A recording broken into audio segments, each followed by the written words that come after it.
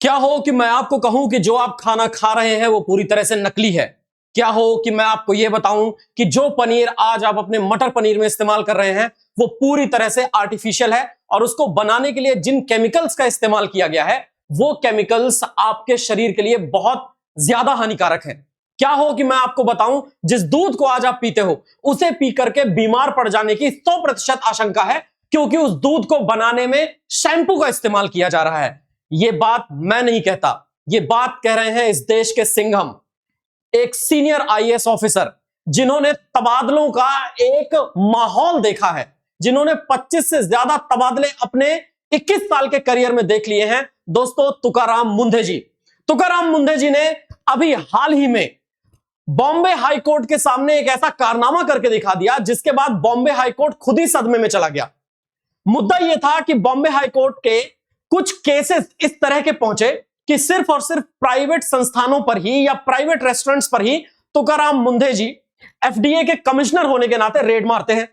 और क्या सरकारी इंस्टीट्यूशंस में ये रेड नहीं कर सकते? इन्होंने सरकारी इंस्टीट्यूशंस को तो छोड़ो, बॉम्बे हाईकोर्ट की कैंटीन में ही रेड मार दी और बाद में पता चला कि बॉम्बे हाईकोर्ट की कैंटीन में भी सिंथेटिक सामान बन रहा था और वो सिंथेटिक सामान खाने के पदार्थ के रूप में उपयोग किया जा रहा था, जिसको खा करके लोगों के बीमार पड़ जाने की 100% आशंका है। दोस्तों, एक व्यक्ति जो लगातार उजागर कर रहा है उन सभी भ्रष्टाचारों को, जो भ्रष्टाचार किसी और क्षेत्र में नहीं, खाने के मामले में हो रहे हैं। यानी हमारे देश में 150 करोड़ की जनता इतना सिंथेटिक खाना खा रही है कि उसे बीमार तो पड़ना ही है, और जब वो बीमार पड़ जाए, हॉस्पिटल जाए, तो उसे जो दवाइयां दी जा रही हैं वो दवाइयां तक नकली हैं। यानी खाने की चीजों से लेकर के दवाइयों तक सब कुछ नकली। आखिर ये देश में क्या हो रहा है? और ऐसे ऑफिसर जो लगातार इसको एक्सपोज कर रहे हैं, लगातार इसके बारे में लोगों को बता रहे हैं, उन ऑफिसर्स के साथ तबादलों पे तबादले, ट्रांसफर पे ट्रांसफर्स। दोस्तों, आज कहानी है तुकाराम मुंढे जी की। तुकाराम मुंढे जी ने बहुत कमाल कर दिखाया है। मैं आपको यह पूरा मामला बताऊंगा। नेशन विद नवदीप पर आप जुड़े रहे, चैनल को सब्सक्राइब करना बिल्कुल ना भूलें। सिर्फ निजी भोजनालय ही क्यों, बॉम्बे हाईकोर्ट के सवाल के बाद एफडीए की टीम हाईकोर्ट की कैंटीन तक पहुंच गई और हाईकोर्ट की कैंटीन में गुरुवार को जब इन्होंने निरीक्षण किया तो पता चला कि भारतीय खाद्य सुरक्षा एवं मानक प्राधिकरण यानी फसाई के स्टैंडर्ड्स के हिसाब से तो बॉम्बे हाईकोर्ट की कैंटीन तक में खाना नहीं मिलता। यानी कि जज तक बीमार हो जाएगा अगर वो खाना खाएगा तो। वकीलों की तो बात ही छोड़ दीजिए, वकील तो बहुत ज्यादा हैं, लेकिन जजों की संख्या इतनी कम है, इतने पेंडिंग केसेस हैं कि उसके लिए जजों का कम से कम स्वस्थ रहना जरूरी है। तुकाराम मुंढे जी ने सीधे आक्रमण किया भी तो कहां, डायरेक्टली उस कैंटीन पर जो कैंटीन बॉम्बे हाईकोर्ट के लोगों के लिए खाना बनाती है। अब असल मुद्दा यह है नहीं, असल मुद्दा यह है दोस्तों कि तुकाराम मुंढे जी बहुत ही कमाल के व्यक्तित्व हैं। जब इसके पहले बॉम्बे और महाराष्ट्र वाले क्षेत्र में जहां गुटखा बैन है, वहां पर गुटखा बड़े धड़ल्ले से बिक रहा था, उस समय इन्होंने जो एक्शन लिया, उस एक्शन के बाद ये चर्चा में आए। एक एक्ट है जिस एक्ट का नाम है Maharashtra control of organised crime act, MCOCA. ये मकोका इन्होंने अप्लाई कर दिया महाराष्ट्र में फूड एंड ड्रग एडमिनिस्ट्रेशन का कमिश्नर होने के नाते, और मकोका एक्ट के बाद इन्होंने कहा कि जितने भी गुटखा बेचने वाले हैं उन पर कुछ इस तरह की कार्रवाई होनी चाहिए कि दूसरे लोग गुटखा बेचने की हिमाकत ही ना करें। अगर किसी के अंदर किसी चीज को करवाने की जरूरत खत्म करनी है तो उसके अपराधों की सजा इतनी खतरनाक होनी चाहिए कि रूह कांप जाए अंदर से। मकोका एक्ट को लागू करने के पीछे तुकाराम मुंढे जी का यही ऑब्जेक्टिव था। इसी ऑब्जेक्टिव के साथ उन्होंने मकोका यानी Maharashtra control of organised crime act ये लागू कराया, और उसके बाद लगातार जितने भी लोग फालतू गुटखा और तंबाकू के प्रोडक्ट्स बेच रहे थे उन सभी लोगों को इन्होंने पकड़ा। दोस्तों, 446 एस्टैब्लिशमेंट में रेड मारी इन्होंने, 5.55 करोड़ रुपए के प्रोहिबिटेड प्रोडक्ट्स को सीज किया इन्होंने, 457 एक्यूज को अरेस्ट किया इन्होंने, और तो और 42 व्हीकल्स को सीज किया। यानी 25 मई से लेकर के 24 जून 2026 के बीच में तुकाराम मुंढे जी ने जो करके दिखाया है वो अपने आप में अविश्वसनीय है, अतुलनीय है और प्रशंसनीय भी।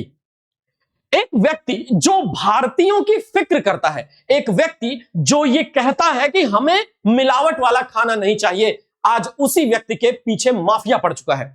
ये जो फूड माफिया है, आपने ड्रग माफिया सुना होगा, आपने खनन माफिया सुना होगा, लेकिन फूड माफिया क्या आपने कभी सुने हैं? ये वो फूड माफिया हैं जिनके बारे में मैं अभी आगे चल करके आपको बताऊंगा, तो आप भी अंदर से कांप जाएंगे। आपको लगेगा कि जो आप खाना खा रहे हैं वो खाना किस हद तक सही है या किस हद तक वो बेकार है, उसके बीच का अंतर करना आपके लिए मुश्किल हो जाएगा। दोस्तों, मकोका एक्ट को लगाने के बाद जो महाराष्ट्र का ये सुपर कॉप है तुकाराम जी ने कमाल करके दिखाया। इन्होंने गुटखा और पान मसाला को सीज किया। न जाने कितने गुटखा पान मसाला को सीज करने के बाद इनका जो अगला रेड था वो पड़ा दूध वालों के ऊपर। दूध शैंपू का इस्तेमाल करके बनाया जा रहा है। महाराष्ट्र के खाद्य नियामक प्रमुख तुकाराम मुंडे ने सिंथेटिक दूध की चौंकाने वाली सच्चाई खुलासा किया। और तो और इन्होंने यह भी बताया दोस्तों कि हमने 1131 निरीक्षण किए हैं, प्रतिदिन 20 से अधिक निरीक्षण कर रहे हैं। यह व्यक्ति सो नहीं रहा है। 1.6 लाख लीटर मिलावटी दूध इसने जब्त किया है, 4.75 करोड़ रुपए का, यानी 4 करोड़ 75 लाख रुपए का दूध सीज किया है इन्होंने। आप खुद सोचिए कि जो दूध आप पी रहे हैं, जो पनीर आप खा रहे हैं, जो दही आपके घरों में आ रहा है, यह तो कितना ही गड़बड़ है। ये सीधे सीधे मिलावटी प्रोडक्ट जो आपके घर पे पहुंच रहे हैं, ये कुछ नहीं बीमारी देंगे, और बीमार होने के बाद भी आपको जो दवाइयां खिलाई जाएंगी वो दवाइयां तक सही नहीं होंगी, वो दवाइयां भी मिलावटी होंगी। और ऐसी स्थिति में एक इंसान करे तो करे क्या? जबरदस्ती कैंसर का शिकार हो जाए, जबरदस्ती अपने शरीर में बीमारियां आमंत्रित कर ले। वो अगर सही नहीं रहेगा तो स्वाभाविक सी बात है उसकी फैमिली को लुक आफ्टर कौन करेगा? ना जाने कितनी मौतें हो जाती हैं इस तरह के मिलावटी खाना खाने की वजह से। लोगों की कई बार मौत का कारण पता नहीं चलता और पीछे छोड़ जाता है वो अपना एक परिवार जो बिलखता रहता है, जो रोता रहता है उसकी याद में।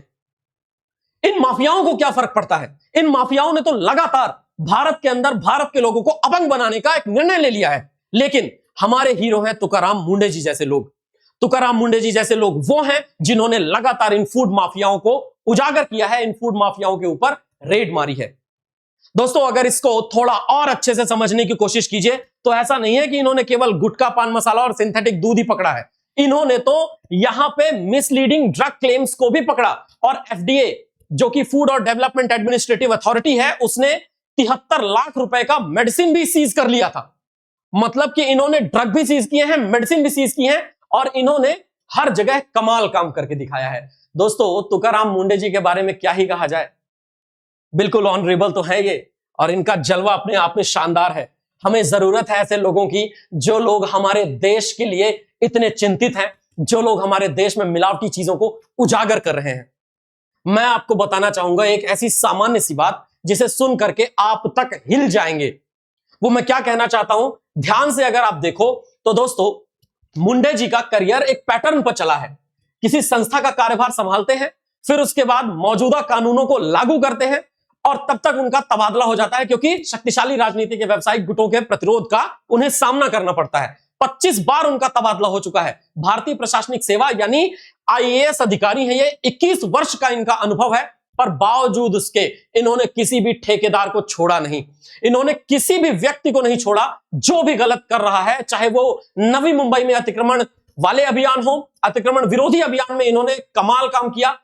ये 1 वर्ष से भी कम का कार्यकाल हर जगह पर करते हैं। सोलापुर में अवैध रेत खनन हो, अतिक्रमण विरोधी अभियान हो, पुणे में परिवहन ठेकेदार गिरोह हो, नासिक में संपत्ति कर चोरी हो, नागपुर में महामारी के दौरान अस्पतालों द्वारा अधिक शुल्क वसूलना हो, हर तबादले के बाद उन्होंने नियमों को इसी तरीके से दिखाया है और बहुत सख्ती से लागू किया है। ये कमाल रचा है किसी और ने नहीं, बल्कि तुकाराम जी ने।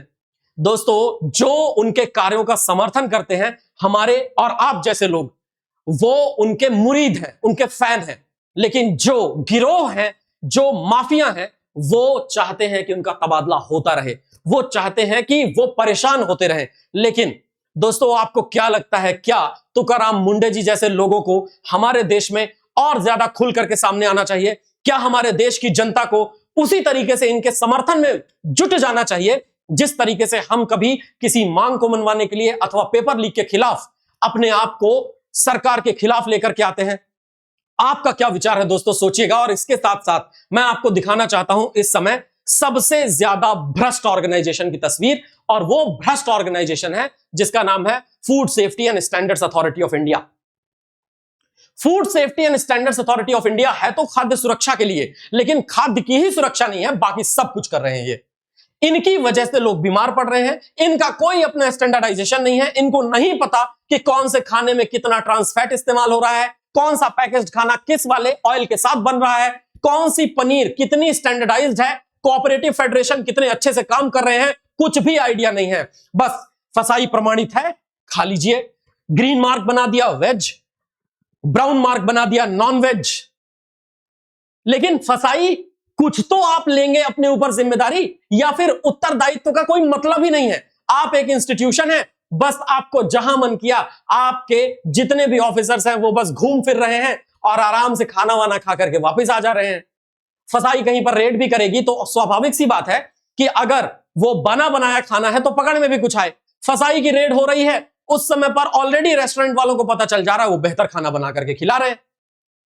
दोस्तों, ये जो धांधली चल रही है फसाई की, ये धांधली food safety and standards authority of India, इसकी तो होनी ही नहीं चाहिए। अगर धड़ल्ले से बर्गर्स बिक रहे हैं, डीप फ्राई होकर के एक तेल ही इस्तेमाल किया जा रहा है सुबह से लेकर के शाम तक, तो सोचिए उसमें कितने ज्यादा जो लो डेंसिटी लाइपोप्रोटीन्स होंगे, जिनको बैड कोलेस्ट्रॉल कहते हैं, वीएलडीएल और एलडीएल कितना ज्यादा होगा।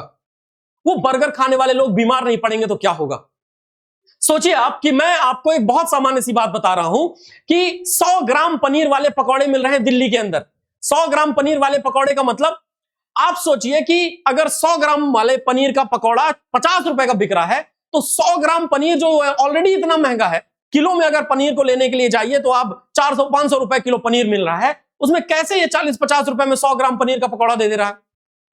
और ये जिस तरह से पकौड़ा बना रहा है, उस तरह से पकौड़ा बनाने का इसका तरीका देखिए, जिस तेल में बना रहा है उस तेल को देखिए। खैर, जिस तेल में बना रहा है वो तो आपकी आंखों के सामने है, आपके ऊपर निर्भर करता है कि आप खाएं ना खाएं, लेकिन वो पनीर क्या जिसके बारे में आपको कोई आइडिया नहीं। और तो और यहां देखिए, ये एक दृश्य है, और ये दृश्य है लखनऊ का, जहां पर सोया चाप बनाने वाली फैक्ट्री में ये लड़का नंगा होकर के घूम रहा है और इसी से सोया चाप बन रहा है। ये वो दृश्य है, ये वो वीडियो है जैसे लखनऊ का बताया जा रहा है। अगर ये सच है तो फिर आप समझ लीजिए कि आप क्या खा रहे हैं। बिस्किट बनाने वाली फैक्ट्रीज में पहुंच जाइए, बेकरीज में पहुंच जाइए, देखिए वहां पर लोग किस तरह से काम कर रहे हैं। छोले भटूरे वाला अगर वो भटूरा भी तलने जा रहा है तो कई बार तो भटूरा इसलिए खारा हो जा रहा है क्योंकि भटूरा वाला बाकायदे उसको इस तरह से तेल के अंदर डाल दे रहा है। वो पसीने की जो बूंदे हैं वो भी शामिल कर दे रहा है भटूरे में। और मुद्दा ये नहीं है कि वो तो आपके सामने बना रहा है, मुद्दा ये है कि उसके पहले जो आटा बन करके आया है, मैदा आया है, वो मैदा किस तरह से बना होगा। ये है सबसे ज्यादा खराब बात। दोस्तों, ये आर्टिफिशियल पनीर, जिस पनीर को खाने की वजह से रोजाना न जाने कितने लोग बीमार पड़ रहे हैं, आर्टिफिशियल पनीर के अलावा इवन आर्टिफिशियल ड्रग्स जो बनाए जा रहे हैं, वो ड्रग्स भी देखिए। दोस्तों, ये वो तस्वीरें हैं जो तस्वीरें इस समय पर दिल दहला देने वाली हैं भारत के अंदर।